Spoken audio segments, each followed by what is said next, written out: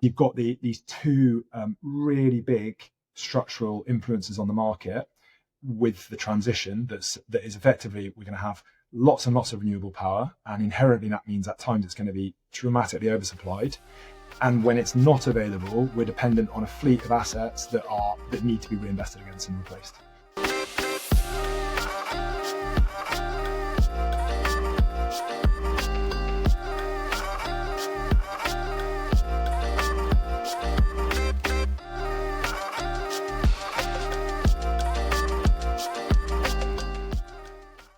Hello and welcome back to the Hypercube Podcast. I am joined today by Lawson Steele, who is CEO of Haldane Energy.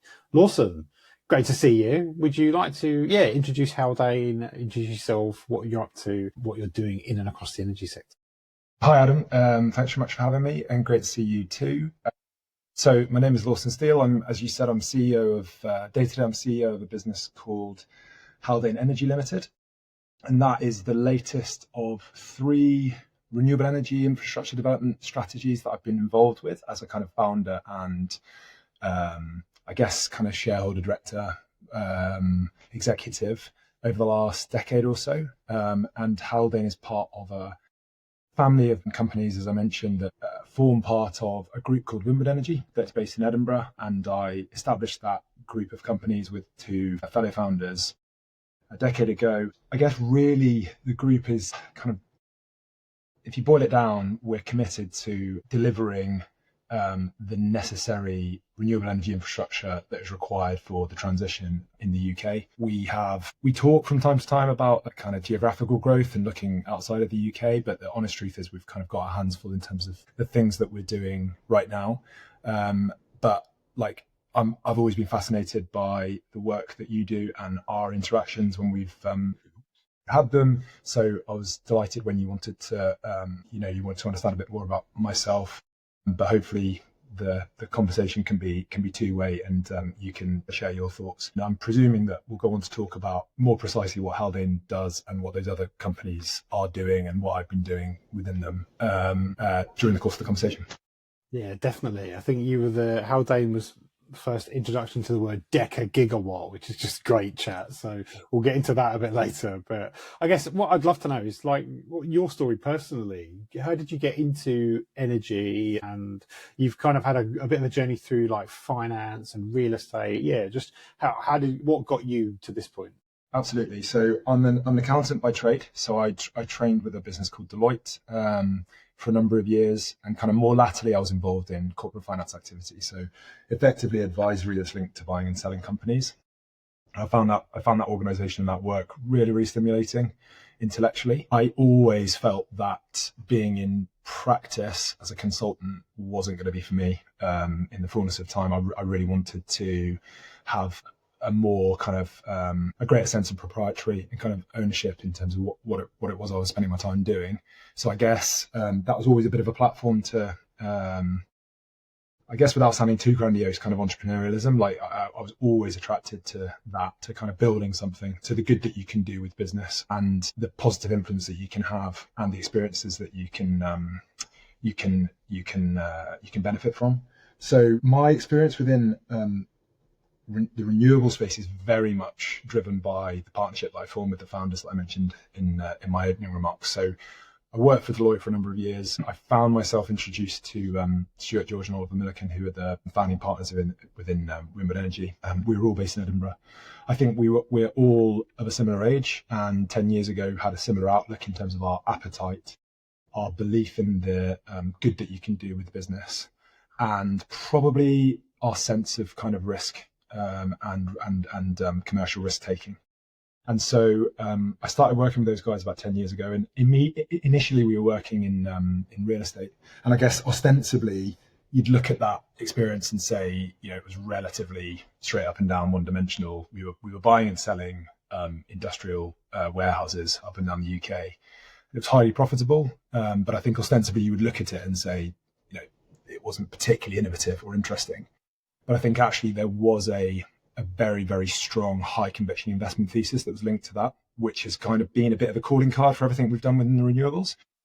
And so what I mean by that really is we we were really investing against this structural shift away from high street retail and towards online e-commerce, really. And that was driving a kind of structural wave of need in that space. Was kind of underserved in terms of the real assets that were available to the market. And so although it's not particularly related to the renewable space, I think that process... Parallel, right? I beg your pardon? There's like a parallel, right? There's a parallel in terms of structural need. So there's absolutely a parallel in terms of first principle economics of structural need versus supply, kind of looking slightly longer term, so not being too short-termist in your view, and understanding that dynamic really, really positively, and then responding to it. And the reason I labour this point is that it's so valuable when you're dealing with long-term, long-dated renewable infrastructure, energy infrastructure assets, because by definition, it takes a long time to bring these things forward. It's very, very hard to deliver in Western Europe and further afield. And so you've got to kind of stay the course. And I think the way you do that best is that you pick sectors and areas of the market that are structurally positive. So you say there is an unequivocal need for whatever it is we're delivering here. And that really allows, in my experience, Adam, that allows you to kind of ride the volatility of running a business, financing businesses longer term, macroeconomic conditions that are outside of your control, government policy positions that kind of move around and flap around in the wind a little bit, and all of the kind of difficulties and unknowns that come with the business. If you have a central thesis which is structurally sound, in my experience, it creates a huge amount of latitude for you to kind of ride those things out. And that was something I think Stuart, Oliver and I really learned in the real estate space and were able to translate. So long story short, we kind of felt like we had the t-shirt in that space. Also, arguably, a lot of the fun had gone out of the market. We were seeking to deliver and create growth and profit from. A lot of it was done. You can just keep repeating that model. And so we did start to actively say amongst ourselves, kind of what next? And we weren't kind of quick to jump into it, but sustainability and particularly renewable energy was something that appealed to us. It was transferable and translatable because there is a heavy real estate element to it. And so that was familiar. I think we found it stimulating to kind of appraise the market and assess that point I mentioned around need versus supply. We were starting the business, say, 2017, 2018. And if you can cast your mind back to that window of time, the sector in terms of onshore wind, which is what we first stepped into, was heavily influenced by government policy, as it is today, but in a negative sense. The then kind of conservative government had effectively said, we're closing down onshore wind. We don't kind of want it anymore. It had been heavily politicized, and that had manifested in a removal of a subsidy that had been driving the market to that point called the Renewable Obligation Certificate. And of course, as outsiders, I think we were able to really look through that hiatus in the market and that kind of, I guess in some ways turmoil, and say, okay, but how does this play out over the fullness of time? What does this look like in 5 years' time? And the conclusion, of course, was, look, this is kind of irrefutable and inevitable, because if you extrapolated the cost of the power that you were able to procure with onshore wind, it was really, really compelling. If you looked at public consensus opinion about climate change and emissions reductions, generally it was very, very favoured. And so although the lived experience right then and there was, goodness me, this doesn't look like a market you want to go into, actually we were able to kind of look through that, and that proved to be positive. So we established a business called Butte Energy, as I say, around 2017-18. And really we were looking to get exposure to that space based on what I've just told you. So we were seeing a market that was suffering a hiatus, suffering some illiquidity and stalling fundamentally. And we were able to understand that in all likelihood, if you could crack this, there's going to be a need. And so we set about to do that. And I think we brought a fresh perspective that allowed us to look through that problem set and kind of not waste too much time. So I remember having a lot of conversations about people, this idea that we had to say we're going to create a renewable platform linked to onshore wind, and people saying, why are you doing this? It doesn't work. The economics don't work. The government doesn't want it. It's really, really challenging to deliver. And I was kind of seeing, in terms of our research, completely the opposite. But you just needed to extend your gaze and scan the horizon a little bit more and look slightly longer term. And I was seeing exactly the opposite. And interestingly, the economics that I see now in terms of our onshore wind portfolio that we're bringing forward in Wales are very, very, very akin to what we were looking at on a fag packet basis when we established the business. The long and the short of it was we established a business called Butte Energy Limited, which is an onshore wind portfolio platform in Wales that that is set to be the largest onshore wind developer in the UK. It is bringing forward roughly a number of wind farms on a greenfield basis over the next 5 years or so that are kind of in capacity terms worth about 2.5 gigawatts of export potential. So really, really significant. The opportunity in Wales in terms of that investment thesis was really quite simple. The region benefits from a lot of resource in terms of wind. It was underdeveloped at that point in time, and arguably still is, versus the devolved region of Scotland, for example. So it felt like it hadn't delivered as much as it possibly could. And what that meant was there was a huge amount of development potential in terms of greenfields that could be developed that weren't under control.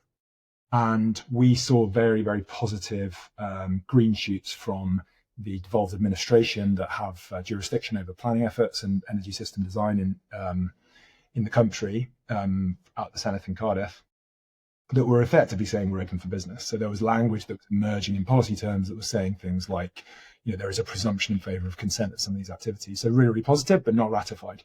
So all of that opportunity was what underpinned the thesis. The big structural issue in Wales was a lack of grid. And so grid, I think, is a narrative that's kind of very well understood by industry personnel, but also I think lay people, when they think of the energy space in the UK, they understand that grid and electrification generally is a limiting, grid is a limiting factor on that agenda. So whilst we might be able to build the renewables, grid is like in a latent sense is a bit of a handbrake. That was particularly acute in Wales at that time, and there was just a complete paucity of infrastructure. So it wasn't that it existed and it took a while to get connected. It just doesn't even exist. It was, what was there was heavily saturated, and so because we had such belief and conviction in the unit economics and quality of the profit opportunities and development opportunities for onshore wind, we engaged with that problem set to say, well, like, okay, how would we solve that, as opposed to kind of putting that responsibility on someone else. And that led to the second business, and the genesis of the second business, which is a platform called GreenGen Cymru. And GreenGen Cymru is a greenfield developer of electricity networks, and its primary network focus is in Mid Wales. And so that is set to become the largest independent overhead line grid network in the UK if we can deliver it on in the way that we're envisaging, which I'm really, really proud of.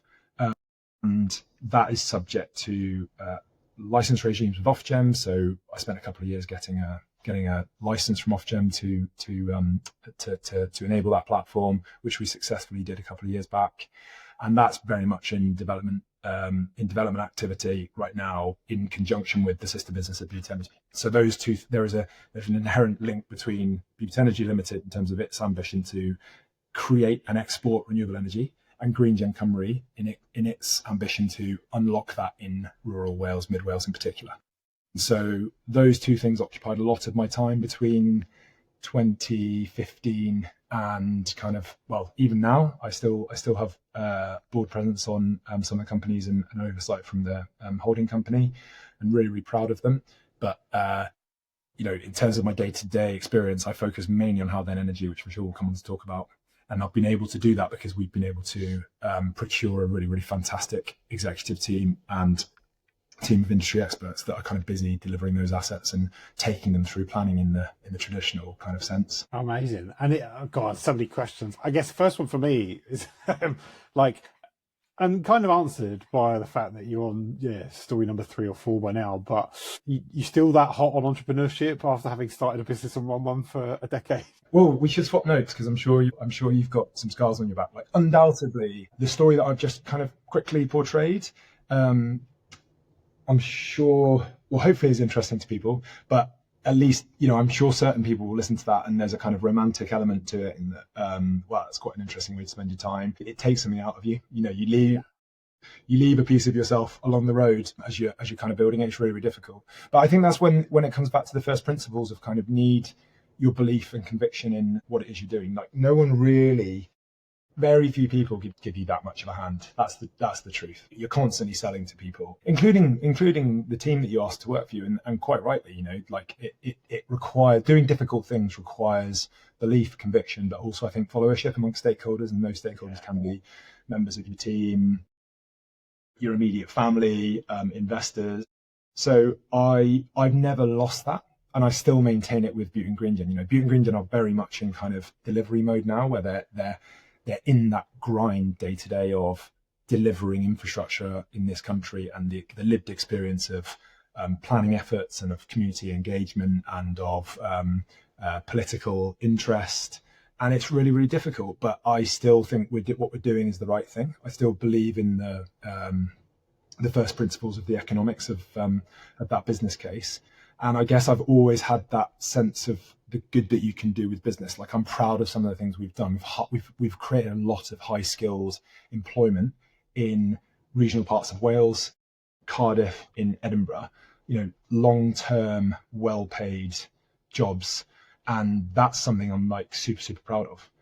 So, I've never kind of lost faith or energy in that regard. But like, you're quite right to ask the question. Like, it is challenging, and you leave bits of yourself along the road. And I think what I've probably learned, and I'm sure you can attest to, is being quite alive to strategies to deal with that. So things, I've got a young family, so things like stated objectives around family life and around work-life balance, for example. That was something I introduced maybe last year for the first time, and I looked back at the end of the year and I thought that had a very positive influence both on me personally and on my professional kind of contribution. But if you'd have asked me that 4 years ago, it would have been right down the bottom of the list in terms of things I was concerned with. Because I think you amend your strategies in terms of dealing with venture creation. But I think if this all fell over tomorrow, I think you'd probably find me doing something similar in a year's time in terms of giving something a go, because it's just what makes me tick. Yeah, I'm concerned I couldn't ever go back now. Like, I'd be insufferable to anyone that tried to manage me. I'm sure that's true. Also, I think there's something in the habit of being exposed to venture creation and the volatility and some of the hardship that you experience, because I think it creates a resilience. But also it just creates like a muscle memory where habitually we're used to the ups and downs of that. And what I've experienced is, like, I've almost learned to compress that volatility. So I never get too up when it's really, really good, and I never get too down when it's like, it feels like you're in the gutter. I think there's some value in that approach. The more I look, I often find I'm giving that advice to younger members of the team when we're either having a hard time or they feel like they're flying, just to say, like, look, just stay in the middle of the road. Because, as long as, back to the point I made earlier, as long as what you believe in what we're doing and like it makes sense, that will win out. And so kind of just keep the faith, but also don't let yourself get too carried away when times are good.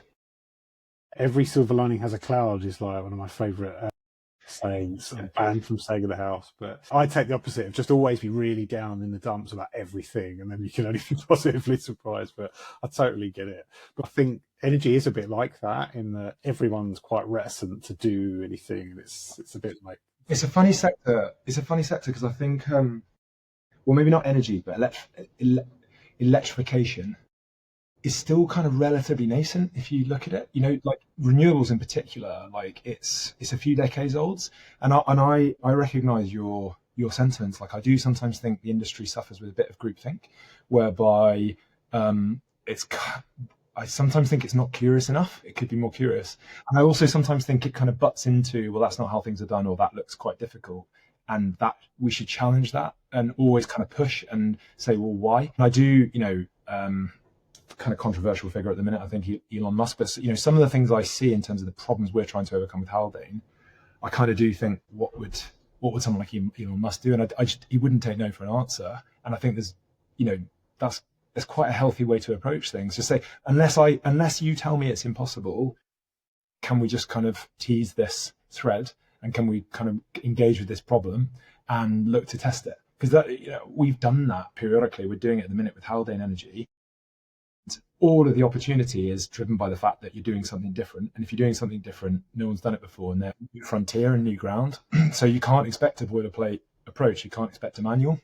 Like, getting people to engage with that mindset and that way of problem solving can be really, really difficult if the kind of lived experience to that point and all the muscle memory is, or what did the last person do? Or what does the manual say?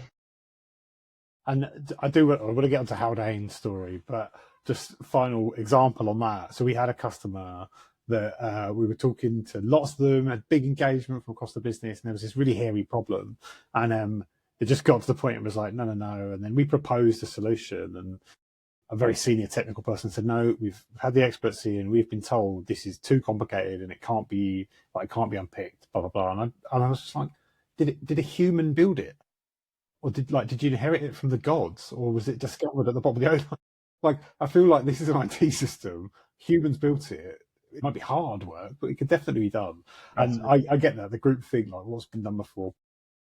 What hasn't been done before? Let's talk about Haldane Energy. Yeah. So I'll give you a quick whistle stop. So, I mean, Haldane Energy, we formed it about 3 years ago.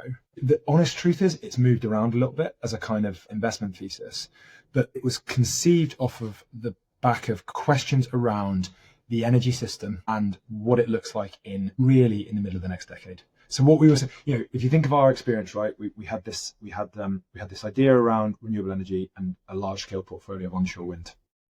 And we said, okay, the way to deliver that is to tackle the grid. And then we were lucky enough to secure a really, really significant amount of development capital funding to support those platforms, and something which we're really proud of and really grateful for. And I think I and some other members of the board started to, partly because I freed myself up a little bit, because we were putting people who are more capable of delivering that business plan than me, candidly, into it. And we started to kind of have some really stimulating debates at the board around and amongst the shareholders around, okay, well, what does this look like in the fullness of time? Like, success in Butte really looks like we're delivering a 2 to 3 gigawatt onshore wind portfolio, and we might be largely the largest actor doing that in Wales, but we won't be the only people doing it in the country. That probably looks like there's a meaningful contribution elsewhere, and this is well before like the current government's renewable energy targets, which hopefully we can come on to talk about for a second. But you start to say, okay, how does this play out? Because there's lots of good in that system in terms of I mentioned earlier the levelized cost of energy that you can produce in that under that approach, particularly in places like Wales, really, really great. But it's inherently difficult. Like that resource is a bit of a handful electrically. Like it's intermittent, demands huge amounts of grid, and it begs some questions around sort of system resilience.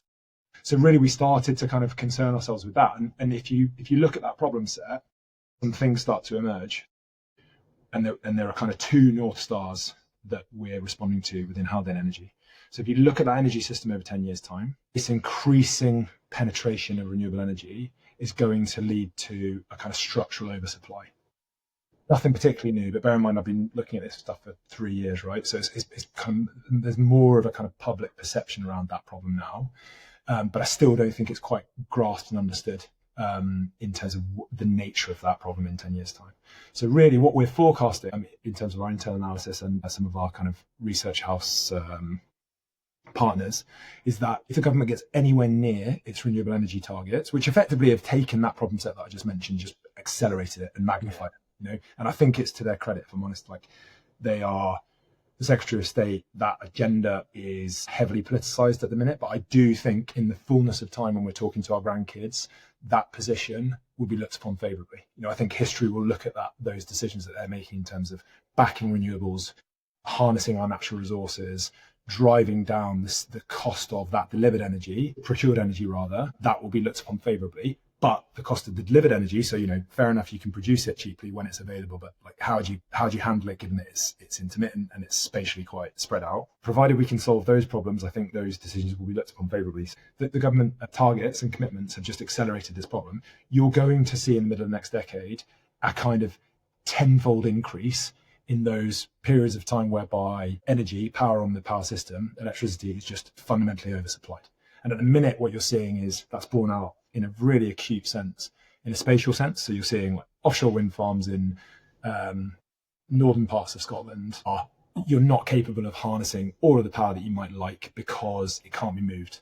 But what you'll see increasingly, if these government targets are met, is that issue of curtailment, whereby the power might be available but can't be moved to where it's needed, won't be the only issue, and there'll be a temporal issue whereby you will just be producing enormous amounts of power that can't find a home in a temporal sense. And that's where people start to talk about this idea of economic curtailment. And so we will be kind of switching power off because we just can't find a home for it. It's not a question that the grid is not available. It's that like we can't find any utility for it at that moment in time. And so we were really saying, okay, this is like a big structural problem and a natural resources opportunity. Like what are the commercial opportunities to respond to that? And then I think the other thing that I would mention is that what props up that system is that these government targets talk about, say 95% renewable power contribution, and then a very residual amount of reliance on gas. What props up that system, which is really, really important and really valuable, are our gas power stations.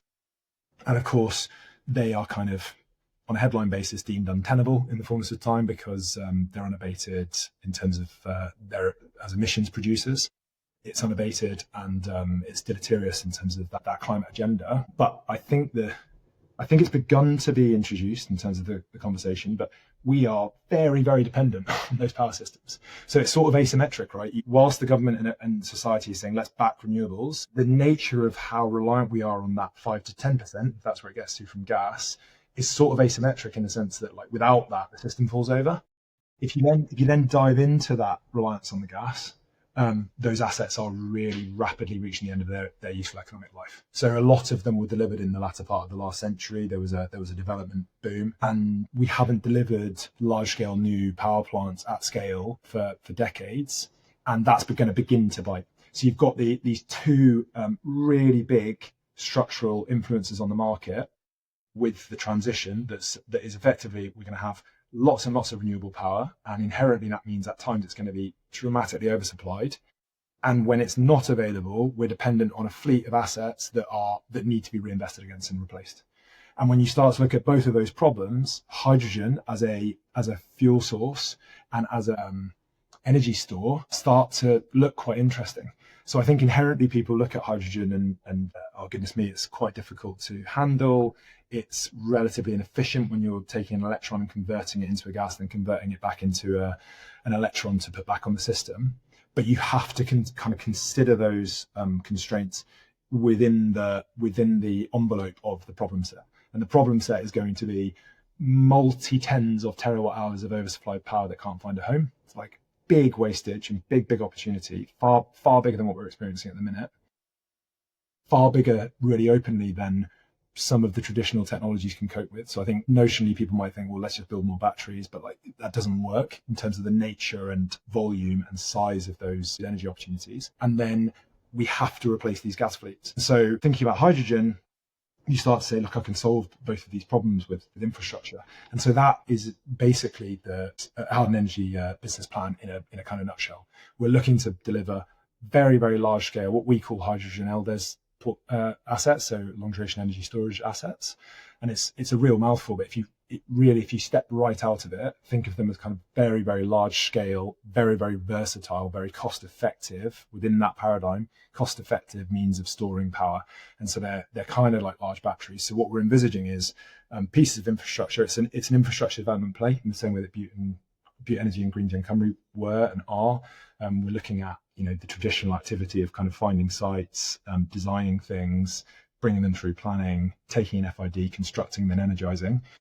The infrastructure will comprise kind of three constituent elements: transmission connected electrolyzers, so that's the hydrogen production engine. We will use newly procured and developed salt caverns that are available to parts of the country because of the geology that we're blessed with.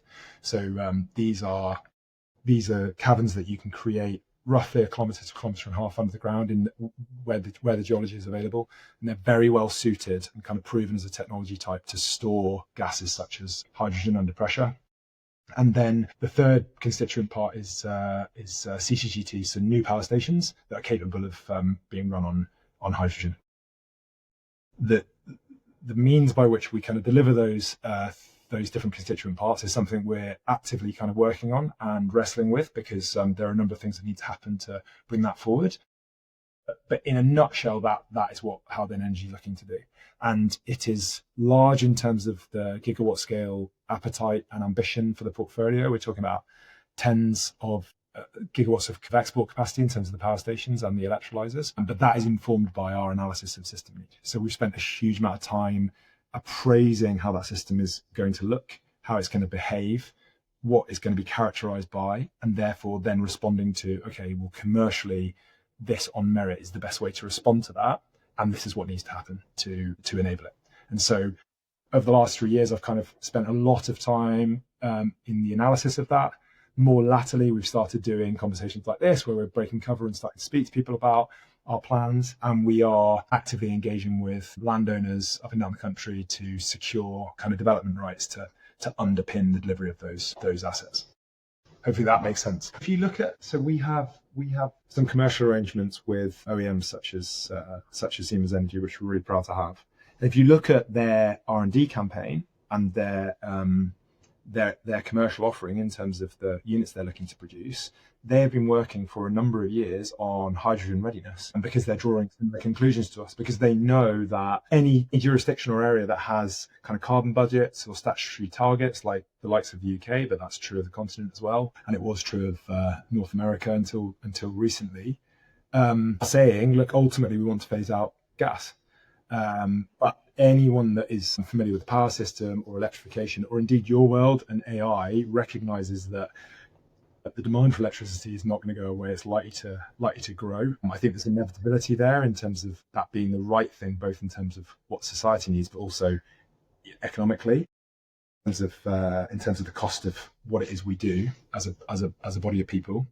And so I think actually, to give them credit, they've done a huge amount of work in terms of readiness. And actually, probably that, without speaking on their behalf, my observation of those platforms in terms of hydrogen readiness is actually what they're looking for are platforms such as ours to meaningfully invest and develop the assets to kind of unlock that. There's only so much you can do in terms of in a lab or a research facility, because hydrogen is difficult to procure, it's difficult to handle. You kind of need to do it and commit to it and adopt it systematically. And so I think actually they're really, really well placed to help us on this journey. And that's the other thing, sorry, just to add one more point on the business plan, is what I've just described to you in terms of those activities of hydrogen production, hydrogen storage, particularly that's an interseasonal storage place. So those caverns, what I'd want your viewers and listeners to have in their mind's eye is a kind of seasonal profile, whereby in the shoulder months of the kind of calendar year, you might be able to procure lots and lots of wind, but that may well disappear at other points in the year. And in those periods where that energy is available and plentiful and probably quite cheap, it makes a lot of sense to be able to harness it and store it, but you need to store it at large scale, and you need to store it in such a way where you can actually hold it for months on end potentially. And these stores suit that. And then that last activity of the kind of traditional gas turbine technology, being able to combust the hydrogen to produce power, all of those things are well understood and tested.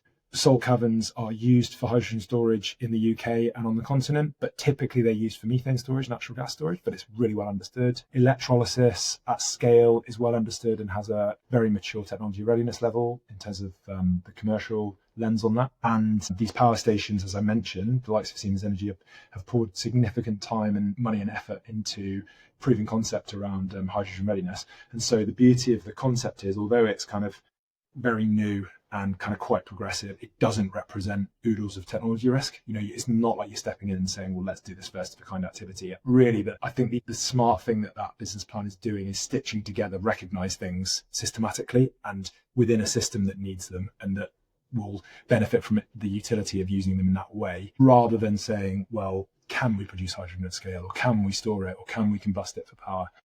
All of those things are kind of relatively well understood. So that's also been a bit of a calling card of our business activity. We haven't tended, which is probably very different to the likes of stuff that you do, we haven't tended to commit to business plans that represent lots of technology risk. And that's not to say there's anything wrong with them. It's just not something we're super, super comfortable with or familiar with. We tend to like to say, where's the big opportunity and how can those established technologies be applied against that opportunity, as opposed to there's something that doesn't exist yet. Can we design it and commit the R&D spend? The bit that then my head goes to was like, it must have been some hard sell to investors though, that you're leaning on, okay, we've got a track record of delivering projects. Hydrogen's had a bit of a rough time. How did those kind of conversations go? Yeah. So I think, so for the avoidance of doubt, the investors that are behind this are the incumbent shareholders within Windward Energy. So it doesn't include the investors that we've brought in to deliver the Butte Energy and Green Gen Cymru plan. It's the same three shareholders that established Butte Energy and Green Gen Cymru. And the honest truth is, like, I remember large parts of time when we were developing those business plans whereby people would ask similar questions around, like, how are you getting comfortable with this? Because it cuts both ways, right? You can't do new, innovative, exciting things or see big opportunities and capitalize on them if everyone else is doing it. Because by definition, if they are, the opportunity is not there or it's heavily diluted. And, at heart, we are kind of, particularly the main shareholder, we are really kind of value investors. And you can only do that. You can only drive those sorts of returns if you're early and you're opportunistic. And so it kind of comes with the territory that we are doing things whereby we're not in a room of people doing them. You can't have that. Although sometimes I wish that was the case, because it would be reassuring. You can't do it. And so I think what I come back to in terms of our incumbent investors and my board and my reporting into our majority shareholder are those first principle fundamentals that support what it is we're doing. And really helpfully, the current administration's commitment to the CFD rounds and the renewable auction lots that have just gone through. And I saw in the press this morning that they're advertising the next round. To give the Secretary of State credit, the clean energy targets, like what I see amongst that team of mission controllers, whatever the phraseology is they use, is that they're focusing on, like, the right things. And it feels to me like they're hitting their straps. So that exposure to renewable energy doesn't seem to be going away. If anything, it seems to be accelerating and becoming more and more magnified. And I can point to the power stations that I mentioned in terms of their age and their need for reinvestment. You can get consensus opinion amongst professional people who are better qualified than me to appraise that and say, yeah, that will need replaced in the next 5 to 10 years, as will this one, as will this one, as will this one. And so, you're then really, it's about saying, well, look, there is a structural need, and the art of the venture response is kind of keeping yourself alive long enough to kind of capitalize on it. Because the kind of problem is you're early, but the opportunity is you're early. And so I find a lot of what I do is kind of trying to spread this message and build some consensus opinion and influence stakeholders that matter, particularly policymakers within government, but similarly investors. But on the investors, you can be quite rational and kind of say, like, look, I don't need you to believe lots and lots of things. Like, basically, I need you to believe these headlines, and you can kind of see it for yourself. That doesn't mean it's without risk, but often I feel that our issue is that we're almost too early. So it's about responding in a practical and pragmatic sense to that dynamic whereby you say, look, I kind of know this is inevitable. I really, like, Adam, I truly believe what we're doing, there is an inevitability to it. So my problem is not whether or not it will happen, it's whether or not we'll be involved in the kind of party. So I'm trying to everything I do day to day is with that in mind. It's not about, like, are we doing the right thing? It's more about, are we boxing clever to kind of respond to that thing that we're doing? Because what we're doing is definitely the right thing, in my opinion. Yeah, and I mean, I say that I have a lot of, like, CEO psychopathisms that I say, and, like, one is around a lot of big companies that don't get back to us, and I would say, look, like, these people, like, they are Hypercube customers, they just don't know it yet. We just need to give them time to catch up to us, and it's a similar kind of thing. And I guess, like, you're talking about being front, and is it an element of that actually, like, the kind of investment world catching up with its with what you're doing and making elders more investable? Yeah, I think there's a bit of that. I'm really encouraged, right? So because of the substantive approach that we take to the analysis, I see it, and, like, yeah, we're not making it up. So I can objectively see that. And what I've noticed over the last 3 years is all of the things that I've kind of touched on during the course of this conversation, and I could bore you with for longer if we had the benefit of the time.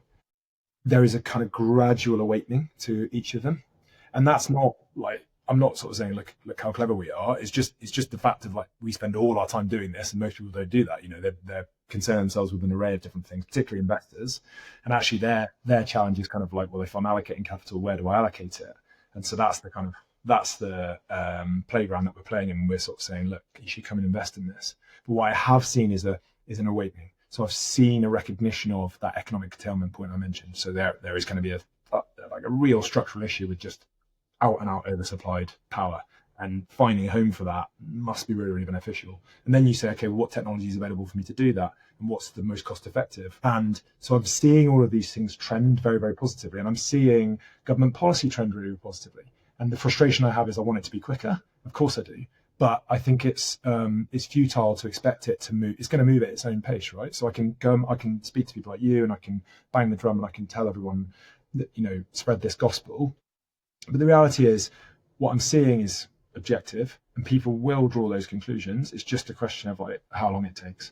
So I think that really I'm quite familiar with not getting too impatient and not riding that too much in terms of the investment markets or any other stakeholder group. But I'm really encouraged by the kind of trajectory. If I extrapolate those data points that I've witnessed over the last years, so people saying like, well, if we have a hydrogen economy, we need to store it in salt caverns. Like that was not recognised when I started this journey, and now you might not know it.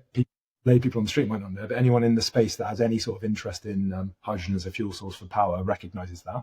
And they recognise you can only do it in certain parts of the country. I think it will get there. It's just kind of letting it gestate and kind of recognising that the opportunity is early, but the issue is that we're early, and as I mentioned before, and just kind of letting that play out and like giving it its time to breathe. And you wrote about, in your recent Energy Gap article, you wrote about some of this stuff, but also about system planning. Do you want to just cover some of that as well? Yeah, I mean, like really briefly, and I think this is where some of the stuff that you are involved with and that agenda around AI and digital optimization could really, really help. What I see in the space, and I think it's driven by the politics, is a short-termism in terms of the system thinking and the planning. And the honest truth is that the energy system comprises large, like complicated pieces of infrastructure that you really don't want to get wrong, and you really need to demonstrate conviction to deliver in the right way. Like to get best cost, to get best program, to get most efficient all-in system dynamics, you need to be quite thoughtful. And I think really openly 5-year parliamentary terms don't lend themselves to that type of thinking. It's quite kind of knee-jerk. Our assets, for example, have a 7 to 9 year gestation, cradle to grave, like idea through to land assembly, design, secure planning, construct the things, energize them. It just takes a long time, right? Now, maybe we can bemoan the planning system. People are doing that politically and saying, can we do this quicker? Brilliant, let's have that conversation. But like, there's only so much you can compress. You can't really compress the construction timeframes that much. So given that, I'd really welcome a more fulsome conversation around system planning. And we're starting to see that emerge. Like, I think the current administration have given a huge amount of oversight and agency to the National Energy System Operator at what was previously National Grid. And I think that's a positive thing, because when I engage with the system, the architects and the thinkers within that body, they totally get what we're doing. And they're, and that's not to say they're proponents of ours or our projects per se, but what I've told you about the system dynamic and need, they're a very, very willing, accommodative audience because they're dealing the same things that I do. But I think there's a frustration in there in terms of their ability to kind of make decisions and press the right buttons and pull the right levers, because they're sort of always looking up to what are the politics of the day. That's a whole other conversation, but 2029, what is the consensus opinion in terms of the composition of the government at the next general election? That's really, really difficult to predict, right? All you can see is that this current administration is under a fair degree of pressure. And I've just mentioned how positive I am about the Secretary of State for Energy's agenda and campaign, but there's a question mark about how that plays out. So I just think that the subject matter calls for long-term system thinking and like rationality when it comes to cost and first principle economics. And I sometimes think that we trip ourselves over because of our political system, because it compresses that thinking and it doesn't allow that to breathe in the right way. And I think sometimes it leads to decisions and investment requirements that are too short-termist and not high value enough. Basically, the genesis of the Haldane Energy Plan is like we sat around for 6 months and asked ourselves questions around like, what does this look like in 10 years' time? Not everyone affords themselves that, but I think that'd probably be a good thing for those in government to be doing, and maybe that's happening, and I'm sure it is. But in terms of the influence of the politics, I sometimes feel like it anchors it into like chunks of 4 or 5 years, which are sort of suboptimal. I mean, how many prime ministers we had in the last decade? Exactly. Exactly. And like, there's good in that, and that's a reflection of our society. And I'm not sort of saying overthrow that, but I just think when it comes to energy policy and large infrastructure delivery for the country, because these fundamentally is all paid for by our bills, right? You and I contribute on our bills. Like that's how it's recovered in the fullness of time, by hook or by crook. That's how the model works. And like, so it's in our interests, and it's in our children and grandchildren's interest to be really, really thoughtful about that. And sometimes I think that the conversation is sort of slightly lacking, but it's a transition.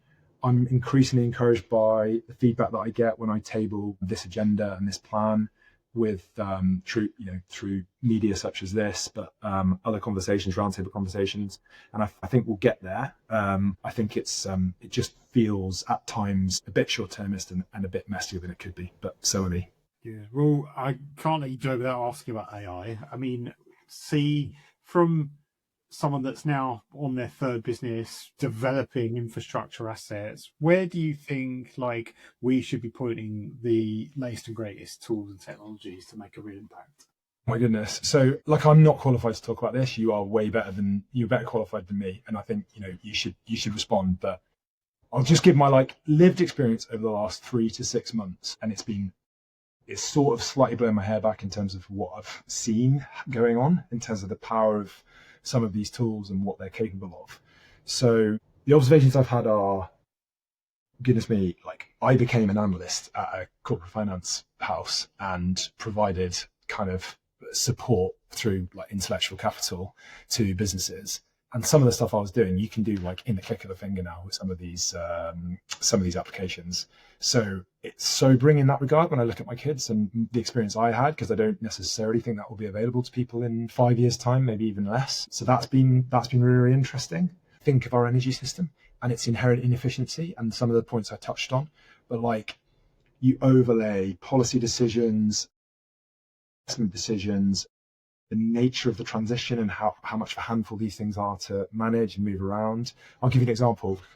The conversation for listeners that are familiar with this agenda around kind of nodal pricing. So the government was saying, should we recalibrate our electricity system such that those units of power that are bought and sold are cleared in such a way that they encourage geographical specificity? Because of what I've mentioned, some of the renewables are produced in far-flung places, and like, should we be encouraging users of that electricity to domicile in those places because it would be more efficient? Really, like, at its core, intellectually, that appeals to me. I think a lot of people. The problem is, like, it's messy and it's really difficult, and there's a lot of vested interest, and people couldn't price the cost of capital response and all the rest of it. And in the end, I think it was decided against, mainly because it was just too big a price to pay, that risk of like the unknown. That sort of stuff, I think AI and digital optimization can just like cut through so much of that to kind of point us to the right conclusion. So I think that's really important. But I think really, if you said, what am I most focused on in the business, it's productivity gains. So it's capital allocation, in particular, if I'm honest, human capital. And that's quite confronting. But if I look at some of the things we do in terms of how labor intensive things like planning applications are, and how inefficient those processes are, the extent of overlap, the extent of consultancy input, I just cannot escape the sense that that can be heavily optimized. And the pounds that we put in development capital can work a lot harder with the benefit of some of these technological interfaces. So I think that's the thing that I'm probably most focused on for our businesses over the next year or two, is saying, how do we introduce some of these ideas and platforms and opportunities and interfaces to make us much more efficient, and channel our human capital towards higher value uses that aren't necessarily suited to AI input at this stage, at least. Yeah, I wholeheartedly agree. And I think there's so much, like, I always call it like the human craft, and it's like the work you have to do the work. It's like moving numbers around spreadsheets, and like, how can we get the machines to crank the handle on stuff that scales so the humans can think about that, like asymmetric, non-linear, like extra value stuff in the kind of long tail of things. So yeah, and that was like no surprise. That's where the Hypercube platform's going, and the kind of the stuff we're building for the next while. So it's it's an interesting space, to say the least. That's good, and I'm excited to see how that stuff plays out, and to kind of see that journey and hopefully contribute to it. But yeah, I think enormous opportunity in short. So, final one, what's next for Haldane Windward Group? You're going to come up with another Fusion Assets next? Haldane's sort of the third album, and we flirt periodically with a fourth. I've got to say, the market conditions at the minute are really, really testing in terms of like cost of money. The point I just mentioned around every pound of development capital having to really, really sing for its supper and kind of earn its crust. And my overarching sense is we've got our hands full in terms of delivery. So I feel like I'm in an execution mode in terms of my thought process across the group. If I talk about Haldane more specifically, we will really be looking, and we've got a lead advisor appointed, we will be looking to introduce institutional capital in the next 2 to 3 years. And I'm very, very focused on that as a gate to step through and taking that really, really seriously and making sure that we do that to the best of our ability to give the businesses its chance to deliver over the longer term, because, you know, our ambition will outgrow our balance sheet. Like, it's something we're familiar with. We're good at raising institutional investment, but we'll need to do that again. So that's really my and the team's focus. But I'm very, very confident and excited about that process and our chances of kind of navigating that. So I'm full of optimism, despite the fact that market conditions are quite tricky. There's a lot going on geopolitically that don't help massively. But nonetheless, I revert to my opening remarks, which is that really we pick strategies that we wholeheartedly believe in, have high conviction in, and feel are inevitable. And so now's the time to kind of keep the faith and keep moving forward. Well, look, it's been incredible speaking to you, Lawson. Thanks once again for joining us. Before we let anyone leave, I always like to ask if there's anything you'd like to promote, or if anyone in the audience wants to find out more about you or about Windward or Haldane, where should we point them? Good old LinkedIn. I'd have a search from my name, which is Lawson Steele. I'd welcome any interest that people have. We have a really good website that we refreshed a couple of months ago, and you can find that online at haldane.energy.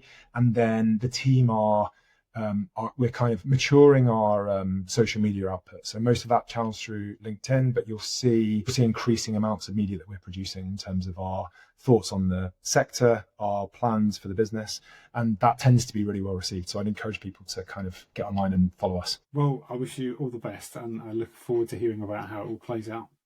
Likewise, Adam. Thanks very much for your time, and good to speak. Thank you once again for listening to the Hypercube Energy Podcast. As always, if you have any feedback or comments, or you want to get involved, please get in touch.